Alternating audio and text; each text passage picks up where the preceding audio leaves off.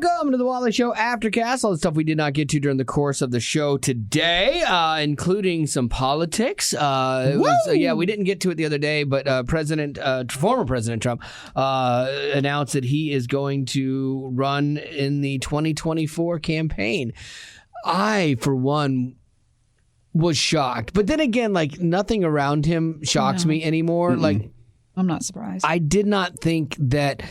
And I know he has a big fan base, and they're very passionate, and he will work off of the thing of, kind of like everything, make America great again. America's a mess and they've destroyed it all, and I'm going to be the savior that fixes it. So he'll go under that route. But what will be really interesting is because he's going to have to go back through primaries again, and he's going to have to take on other people like Ron DeSantis, maybe Mike Pence. And I'm real curious if he will learn anything from his first times and have a little bit more decorum, but there's no way. No. And so it will be really interesting. Is America fed up enough of liberals or Republicans fed up enough of liberals that they will actually show up and vote and he'll get the nomination from the party? I would be really surprised if that happened. I feel like the people who are, though, going to vote for Trump and go his direction are probably going to be a lot less in the weeds than they were back in 2020, because I feel like there was so much surrounding that election where we were surprised by the fact that people voted for Trump. Sure. I don't think those people are going to be hidden this time. No, and I'm wondering if we will have, because they always have projections for how states are doing and how states will do. I wonder if the projections will be much more clear this time, or surrounding him at least. We lost, the Senate. As Republicans, I say we, I'm a Republican. So in my opinion, we lost the Senate, gained the House, which is one of the two is still good. You don't want to ever lose both. But Republicans did not show up in masses like they were hoping that they would to, revert some of these things. And so here's where we're living right now. I'm not a fan of the way things are being run at all right now. I don't like how crazy liberal the agenda has gotten, and to a ludicrous point. And I want somebody to bring it back towards the right. But that being said, do I think that Trump is the guy to do that? And I personally don't. Like, I think he could move things back to the right, but I think it's going to be another 4 years of divisive anger, yelling, shouting, instead of diplomacy. I think in his case, his pride would take first place instead of the welfare of the people. Absolutely. Yeah. And so in that situation, I don't trust his decision making. Yeah. And I think in absence of having good options, he would get it, because the party is still beholden to him for some reason. I think he would get it if they didn't have anybody else. Like, I think a DeSantis run is going to be one of his biggest challengers. If Pence decides to throw his hat in the ring, that will be fascinating. Yeah. Because Pence, made the MAGA people mad because he certified the election, but then he made liberals and the left earn a little bit of credibility and respect from them during the January 6th stuff. So it'd be really interesting if Pence could garner enough support to beat Trump in the primaries. Mm-hmm. Yeah, and I think too, like, I was saying, I don't trust his decision making when it comes to Trump. But I can say that for other people that are in that position right now. Oh, absolutely. That I don't trust their actual mental capacity right now. And so it's kind of like, I don't want to be in a position where it's like you have to choose between which load of complete mess you want. Well, that's where we were at last time. We were choosing the lesser of two evils between, Trump and Hillary. It's like, oh my goodness. And I'm glad that Trump won, not Hillary, for sure. Mm-hmm. And then the Biden thing, me personally, I would have rather seen Trump be in there for 4 more years instead of Biden, even though, again, I'm not a Trump fan. And I don't have a problem with people that are. That's great. You do you. Sometimes if you say I'm not a Trump fan, people that are super fans of his go at you. And I'm like, I'm not on your side. I'm still a Republican. I'm still wanting that kind of fiscal responsibility. I don't want the billions of dollars handed out in government handouts that don't work.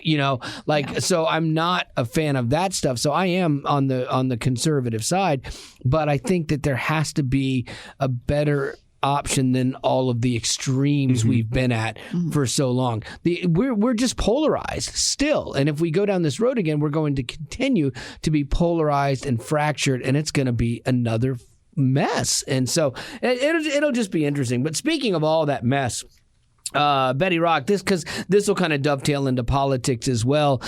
You have the story about Candace Cameron Bure.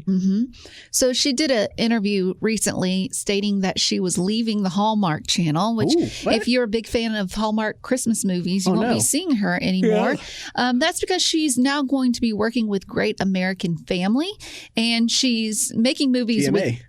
Yeah. GAF. Yeah. GAF. Great American Family. It's a GAF. Which I haven't heard of Great American Family. It's Is it like Pure Flix? I think what happened was it's gone through a couple different things. Like it was ABC something, and then it was something. Like I think it's changed a couple times, I believe.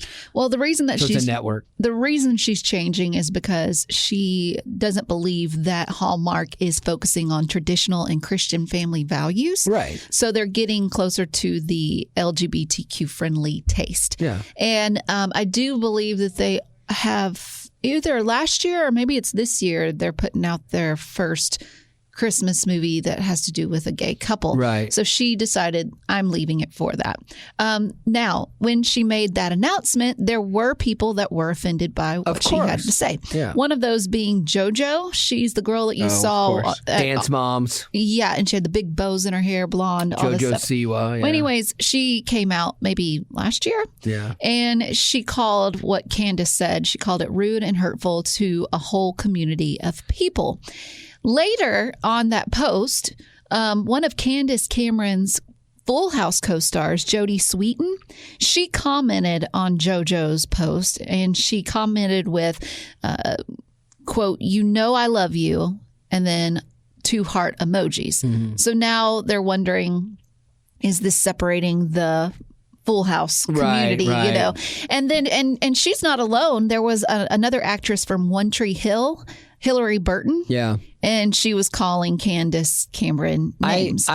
Now, on top of that, Candace did get word of whatever is going on. And she stated, to those who hate what I value, right. I love you. Right. That's a great way to handle it, because the reality is, as much as the left wants to be like, you have to accept everything, and if you don't accept us, you hate us.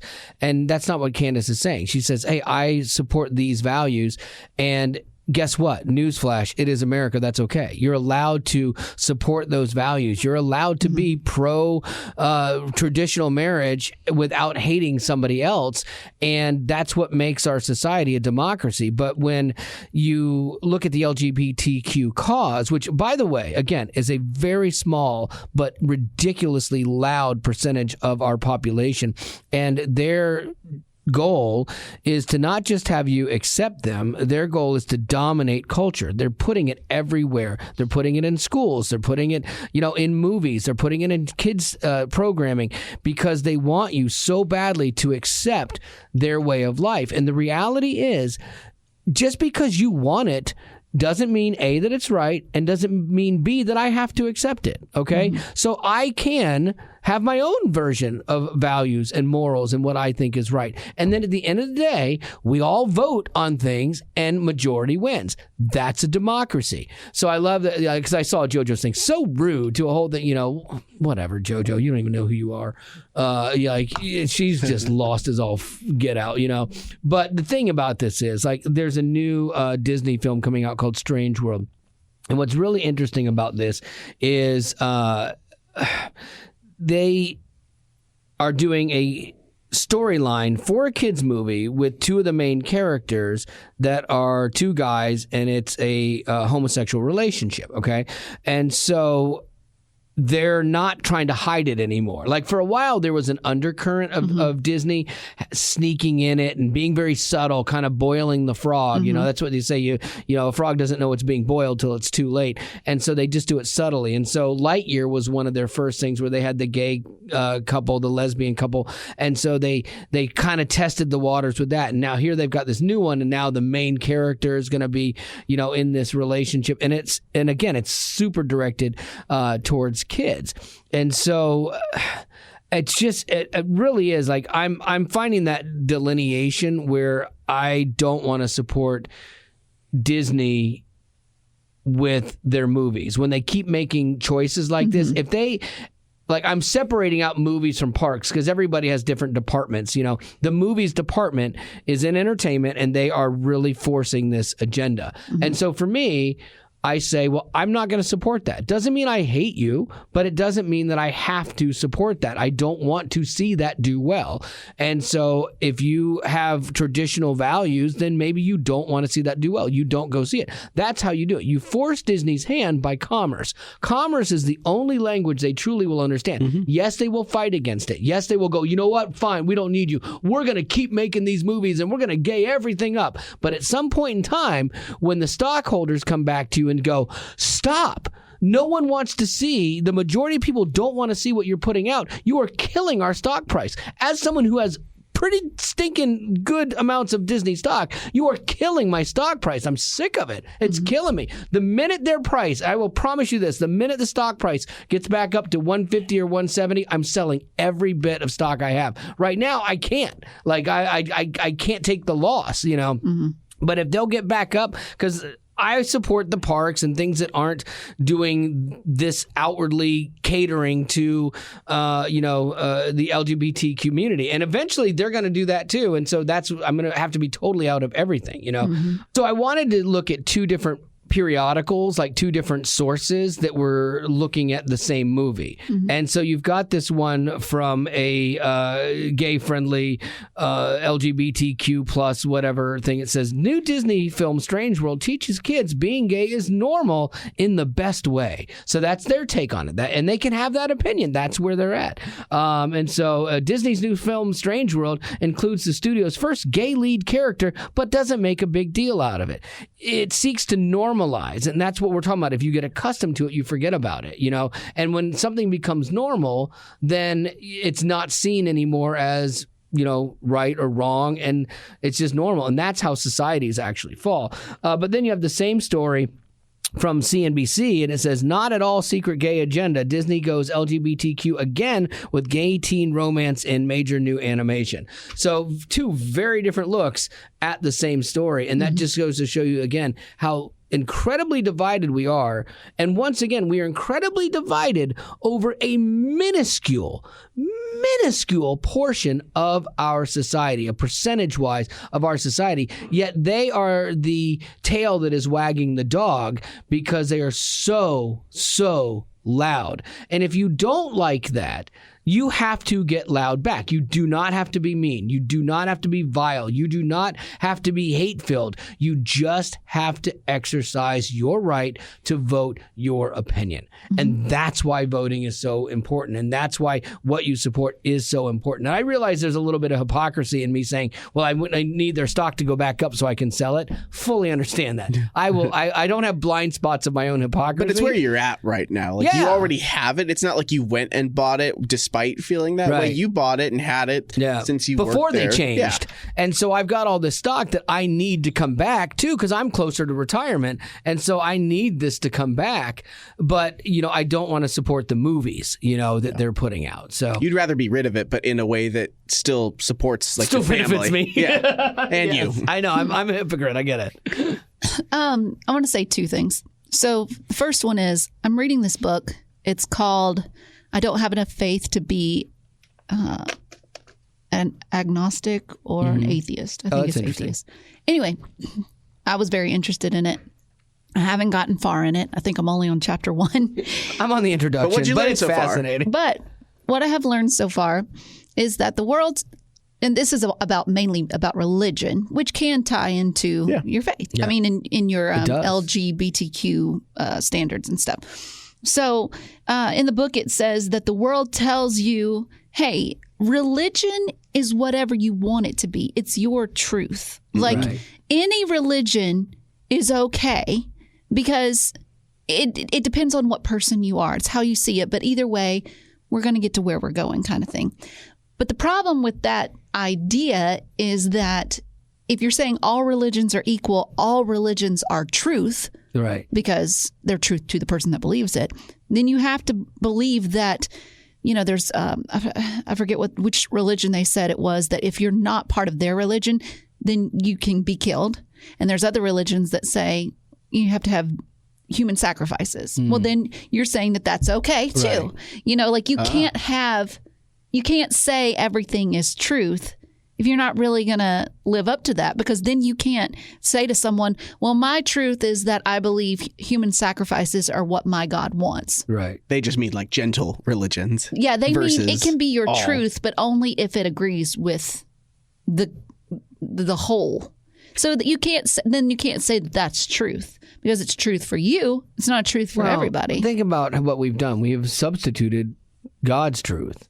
Because a lot of people don't believe in God or the Christian God. And so, then it means nothing to them. But at the end of the day, we are going to find out one day. Mm-hmm. And it will be either this was God's truth and it was really true, and there are a lot of people that are really bummed on this day, or it was all garbage, and so I don't believe it's all garbage. So I believe that there is a truth that we are substituting by trying to placate our own desires. And I think, too, that this book that I'm reading, it says that if we honestly believe in our faith as Christians, that if you don't accept Jesus, you won't be going to heaven. Right. That is a really diabolical, not diabolical, it's a very dramatic thing. And so if we honestly believe that, we should be sharing that with anybody and everybody because it is a life sentence. Like if you don't believe in Christ, if you're not a Christian, if you're not born again, then you're not going to make it to heaven. It's like if you had a kid, like if you're a parent with a kid who's making decisions that you see as being, they may make this decision and they may spend their entire life in prison. You would do everything you could, hopefully, to stop them from making that decision or to make the better decision. Like we don't treat it as seriously in our faith. Most Christians are kind of coming to the agreement of like, okay, it's like a quiet religion. Like you think, okay, well, this is what I believe, and I don't want to get loud. I don't want to fight with people. Like I'm just going to accept that everyone thinks that their truth is their truth, and I'm not even going to try to change their minds. But in reality, that's not what we're called to do. Instead, we're supposed to say, oh, you're agnostic? Oh, you're whatever? Like that's – we need to try our best, I think is what I'm saying. We need to try our best to show people the honest to goodness, real truth. Mm-hmm. One more thing that I will say is that I kind of learned this when I watched that documentary called What is a Woman? Oh, yeah. Matt Walsh. Yes. And there was one part where he goes to Africa and he talks to the locals over there and he says to the men there, hey, what would you think about if a man came to you and they said, I identify as a woman and this is my truth. This is what I'm going to live by. And they were astounded by it. But it's mainly because that's not what their culture is preaching or forcing down their throat 24/7. Right. I think a big part of it is that we have too much time on our hands. And by that, I mean, when we get bored or when we don't have to strive to make it day by day, we're going to use that energy towards something else. And I think our energy is being moved towards our LGBTQ stances. And so sadly, I feel like what brings us together are events like 9/11 happening. You saw people just let down their guard and everybody loved everyone. Sadly, that, we saw people like Mr. Rogers saying, look for the heroes or whatever. We saw that. But then as time goes on, we forget that we all are human beings and that I don't know. I don't know what I'm trying to say. I'm just saying that that I think we have too much time on our hands and that we're going to social media to project what we believe. And all these rights for different people, and we're getting offended, and it's because you have so much time on your hands to just sit at home and be offended. I think going off of that, though, we have too much time on our hands, and we spend so much time being on platforms where there are like a million different voices with a million different opinions, that I think for people who are confused and who are unconfident in their faith or in themselves as people, they like see a million different people explaining a million different opinions and topics, that I think it can be hard to find a version of truth that fits within what we believe with, which is Christianity, because Christianity is very, I think, down the middle. Like, this is exactly it's either black or white. Yeah, it's black or white. A lot of people don't like that. Well, yeah, and people don't want to. They don't want to make decisions. Well, they don't want to face the idea that if they do believe in Christianity,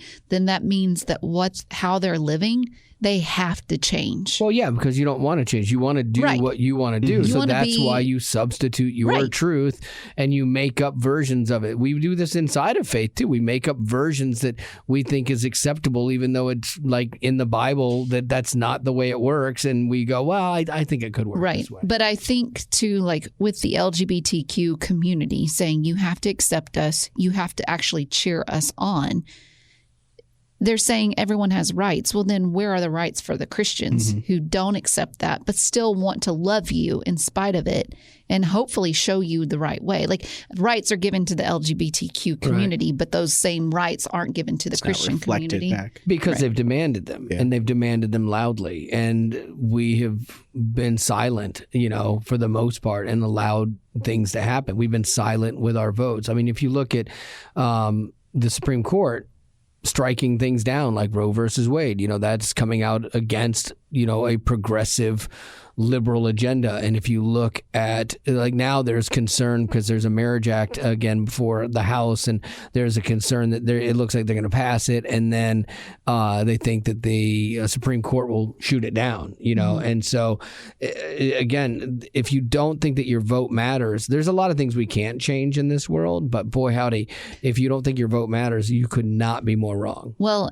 and to, like you were saying, we've become quiet. I think another part, and I'm just as guilty, but I think we've become lazy as well. Sure. Because it is hard a lot of our Christian faith is based on faith. So things you can't see, but you have to stand in that. And when you live in a broken world that's constantly trying to push you down, it is hard to stand on your own feet. And it's something that we can't do. That's why we need to constantly be in the Word, or we need to constantly be listening to podcasts that preach on the truth. But we can't do it on our own. And so I guess what I'm saying is we need to be a little bit, not louder, because I don't want people to think, I don't like when people are standing on the side of the road, you're going to go to hell. Well, it's hard because when people, nobody likes that. When, the LGBTQ community demands equality, it's a demand, by the world standards, it's demand for like equal love. And when we demand equality for the treatment of religion as opposed to the world, ours is a demand for hate. Right. Because that's how they view ours, is like exclusive equals hate versus inclusive equals love. And that's an equation that I think we're getting like vastly wrong. But too, like what you were saying about the Roe versus Wade, like a lot of that is we've become lazy in that if the world saw where Christians or churches were stepping up and adopting these babies and bringing them up in good homes and they're not being hurt in any way, they would probably be more towards, okay, I don't want to get an abortion. Like, I want my baby to be born and actually live in a good home, but we're just not setting those examples. Well, there you go. We have done a lot of ground today politically. Well, usually you're the one that does it. You want us to chime in? I know. I want to hear more about that book, like as you read it, though, because it sounds good. I mean, I'm not explaining it well at all. No, you did a good job. But so far, it's been really good. It's something called and it's something called like I don't have enough faith to be an agnostic or an atheist. I can't. But it's really good. Yeah, because there's a saying that it says it takes more faith to be an atheist than... Well, yeah, because this world and our bodies just came out of nowhere. And, and are you kidding me? Yeah. Like, that takes a lot of faith to believe. Why would you want to give up I mean, for us, like, we have a confidence in our eternal spiritual, or in our eternity. And why would you want to, like, give up that comfort? If you were a Christian going back to being an atheist, why would you want to it seems like it would be very hard to give up that comfort of your eternity. Yeah. Oh, for sure. But it's hard to, I think the biggest battle is that people find it hard to understand how a good God lets bad things happen to good people. Oh, for sure. And that's the Hardest one that argument. always stumbles us. So. Okay. Let's do some birthdays. Woo! We have two, and they're from yesterday. We apologize, but we went live yesterday, but we are getting to them now. Addie, she celebrated a birthday yesterday. Happy belated birthday, Addie. And we've also got DePaul and Mama, who want to wish Levi, nicknamed Bub, a happy birthday. I like What's up, that. bub? Said he's the sweet and responsible, now 4-year-old ringleader of the family. Responsible? He's part of the boy gang, Bub, Tater, and Scooter. That's so great. There's no way they're not from the South. I would love to sit at that Thanksgiving table. Yeah. Hey, Bub. Hey, Tater. Pass the taters. No, the Nope. child. Bub, Pass me stop. the youngin'. Well, there you go. That is going to do it. Another Aftercast in the books. And as always, thanks for being a potty.